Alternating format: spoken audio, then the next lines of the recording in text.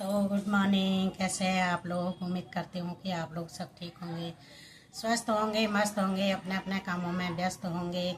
बाकी आपका स्वागत है मेरे यूट्यूब चैनल पार्वती भंडारी में। और आज मैं सुबह का वीडियो बना रही हूँ, मॉर्निंग का 11 बजे से।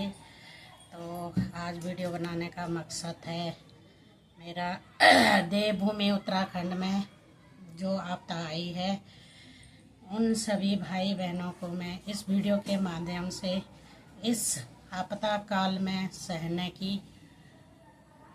भगवान से प्रार्थना करती हूँ। और जो उन्होंने अपनी जान दे दी, उनको भगवान अपने सिर चरणों में स्थान दे। बाकी बहुत परेशानियों से उत्तराखंड जूझ रहा है। पता नहीं हमारे देवभूमि पर किसकी नज़र लग गई है। और ये जो आपदा आई है हमारे मैके के आसपास ही है, और इन जगहों पर हम गए हुए हैं, बचपन में खेला है, कूदा है, घूमे फिरे हैं।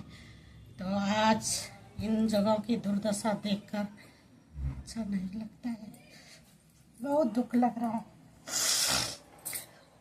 है। तो हमारा ही मायका, हमारा ही सब कुछ, हमारा ही जन्मभूमि है, लेकिन बहुत दुख लग रहा है। मैं तो परसों रात से सोई भी नहीं हूँ। उन्हीं के ख्याल, उन्हीं के ख्वाब, उन्हीं का सब कुछ आ रहा है।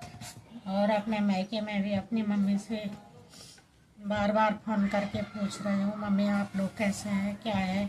कल भी मैं 11 बजे तक अपनी मम्मी से बात कर रही थी, और मेरी मम्मी कह रही थी बहुत बारिश हो रही है बाहर। ऐसे तो मैं कान कम सुनती हूँ, लेकिन बारिश बहुत हो रही है, आवाज़ें आ रही है। कह रही थी कल रात भी हम लोग सोए नहीं हैं, और आज भी शायद जगना पड़ेगा, क्योंकि मेरा मायके का जो घर है वैसे तो छोटा मोटा गदेरा जैसा ही है, लेकिन आजकल कोई पता नहीं चलता है, जहाँ पानी नहीं होता वहीं पानी आ जाता है। तो कह रही थी हम लोग तो जगे ही थे परसों रात, आज भी अभी तक तो जगे ही हैं। मैं तो नीचे आ गई थी जल्दी, तो तेरे भैया भाभी लोग सब जगह होंगे। तो बड़ा बेकार हो रहा है उत्तराखंड में। तो मैं सभी भाई बहनों से कहूँगी कि हम कुछ नहीं कर सकते हैं, लेकिन हम प्रार्थना कर सकते हैं भगवान से कि भगवान हमारे अपने जहाँ भी है सबको राजी खुशी रखना, आसपास में सभी को राजी खुशी रखना। और इस टाइम पे जो नंदा लोग जात होती है वो भी इसी टाइम पे, इस आपदा की घड़ी में वहाँ पे जा रही है, और अभी उन्हीं जगहों से निकलते हुए गई है। कल थराली से छेपड़ों गई है कल रात को, और परसों वहीं सामने सुना गांव में थी। तो थराली, सुना, छेपड़ों होते हुए अब आगे को जाएगी नंद केसरी को। शायद आज सुबह दिन में नंद केसरी जाएगी, और शाम का बसेरा कहीं और होगा, इतना मुझे पता नहीं है। तो मैं माँ भगवती से प्रार्थना करती हूँ कि अपने जो भी हैं आपके क्षेत्र के, आपके मायके के, ननिहाल के और आगे ससुराल के, तो सभी पर अपनी दया कृपा बनाए रखना। प्राकृतिक आपदाएं आ रही, लेकिन इंसानों को कोई जनहानि ना हो, पशु पक्षियों को कोई जनहानि नहीं हो। घर मकान तो क्या है, इस बार नहीं तो अगली बार बन जाएगा। इंसान बने रहेंगे तो अपने झोपड़पट्टी में भी अपना समय गुजार लेंगे, लेकिन किसी को जन हानि नहीं होनी चाहिए माता रानी, और पशु हानि नहीं होनी चाहिए। और अपनी कृपा दृष्टि बनाए रखना माता रानी, अपना नाम बदनाम मत करना, और सभी पर अपनी कृपा दृष्टि बनाए रखना माता रानी। तो ये वीडियो बनाने का मकसद मेरा यही था। और उत्तराखंड की जो स्थिति है किसी को भी विचलित कर सकती है, और मेरा सरकार से भी निवेदन है कि आप उत्तराखंड के लिए हमेशा आगे रहे, सबकी बातें सुने, सबकी दिल की सुने, सबकी बातें सुने, सबके गहराइयों से देखें, और सबका अच्छा करें। सरकार से यही प्रार्थना है, सबका अच्छा करे और सबको अच्छे से रखे।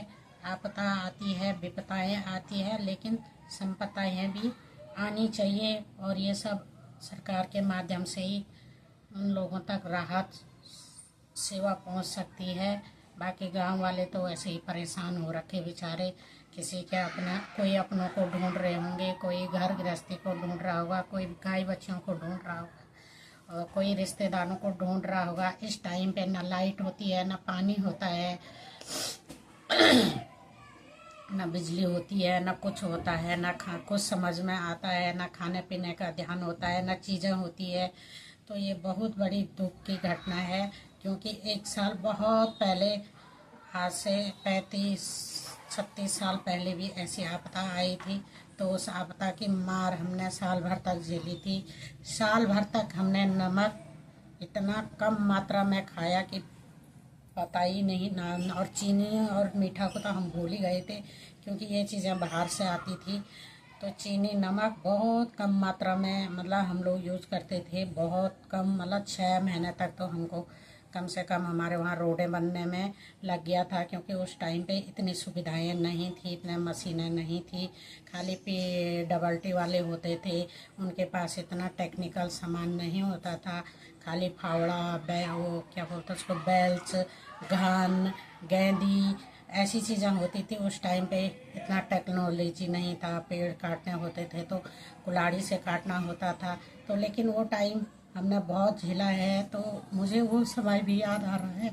तब हम छोटे छोटे थे और उस टाइम भी बहुत आपदा आई थी उत्तराखंड में। उस टाइम भी ग्वालदम से लेके लोल्टी तक पूरा आपदा था। बैनोली सारा बह चुका था उस टाइम पे। उस टाइम पे भी जन हानि भी हुई थी और पशु हानि भी हुई थी। तो मुझे वो टाइम अभी याद आ रहा है। तो मैं भगवान से प्रार्थना करती हूँ कि भगवान, अब आपने जो भी करना था कर दिया, लेकिन आगे का समय इन सभी लोगों के लिए, इन सभी गांव वासियों के लिए अच्छा कर देना, अच्छा कर देना, अच्छा कर देना प्रभु।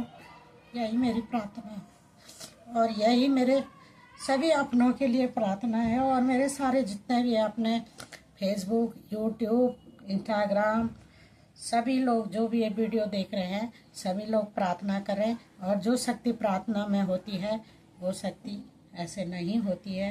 तो आप सभी से मेरी नम्र निवेदन है कि इन सभी लोगों के लिए प्रार्थना करें और ये लोग स्वस्थ रहे, मस्त रहे, अपनी अपनी जगह में व्यस्त रहे। धन्यवाद आप सभी का और आप लोगों